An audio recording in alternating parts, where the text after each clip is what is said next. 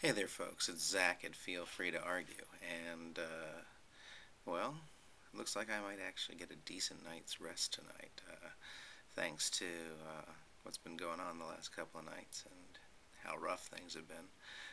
We now have a nurse here helping us this evening for a couple evenings hence, which is especially going to be good for my sister, who's unfortunately having to bear the brunt of it because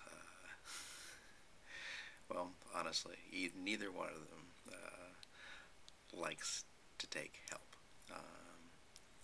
My brother-in-law, it's funny. It's like his programming, you know.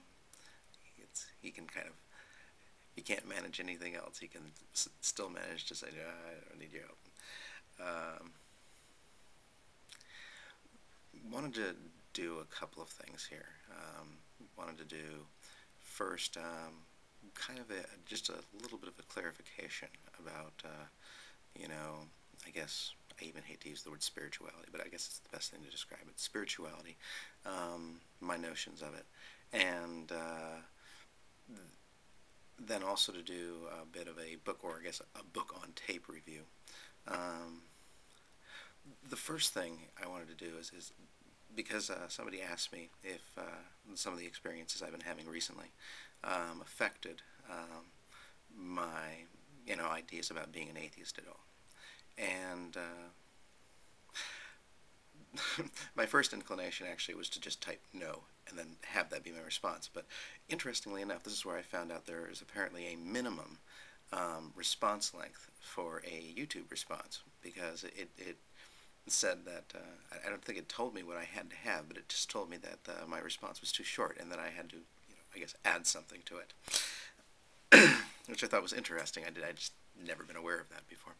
So once I was prompted not to say not just say no, um, I elaborated a little bit about it and basically said there's really nothing about the situation that makes me see a divine plan. Um, and as much as I'd like to think that when someone's life is shortened, um, that they would somehow get away some way to finish that out, or everybody would be equalized in the end, which I think is actually kind of the grand hope of religion. That I just did have not received any further evidence of that that's something that's going to happen. And I mean, that's unfortunate, but I mean, must I say it? Life is not fair. I think we've all had ample evidence of that at this point. And that kind of relates to like my whole notion, though, of actually spirituality, because I think we do have universal experiences, and some of them, are kind of beyond the bounds of reason. I think Sam Harris in his book, you know, talked about this a lot more effectively than I'm going to. Hey, why don't I have a little bit more to drink while I think about this? Same three beverages this evening.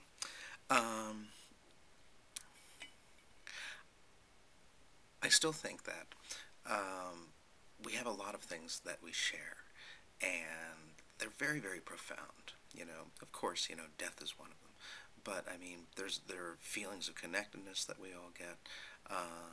There are, situations that seem, fraught with meaning, and everybody can relate to them as meaningful experiences. And oftentimes, we try to interpret these, through the prism of religion, because since these are some of the most profound experiences that we have, feelings of, absolute joy, of incredible connectedness, of enlightenment, of, being in touch with something greater than yourself.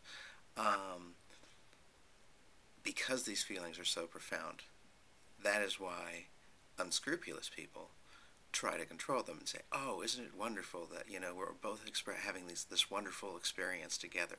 You should hate gays, or Muslims or whatever, and takes this wonderful shared experience that we have and you know turns it into something else, turns it into something mundane, turns it into something of this earth, of very much understandable and not at all mystical. Um, and that's generally the way I feel about 99% of all dogma. That it takes some of the deepest and most profound experiences that we have as human and tries to, you know, shoehorn them into something a lot more narrow, something a lot less profound. Um, that being said, and that being my kind of bizarre notion of spirituality,